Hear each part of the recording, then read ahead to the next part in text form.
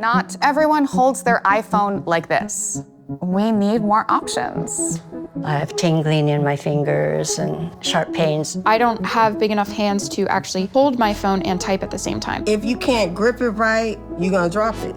It is important to ask people what they need. And I started making phone cases by hand. I'm gonna put all these out on the table. We're going to turn it upside down.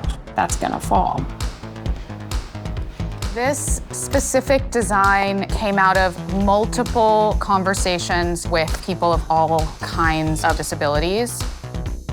This feels real stable. And it had the grooves where you could put your finger in it. So I can flip it. It's very secure to hold. The colors. Wow, that's really bold. It claims its differences. I love how proud of itself it is. You should be proud of yourself and proud of your body. Accessibility is also inclusivity, and it makes us feel seen. So that's really cool.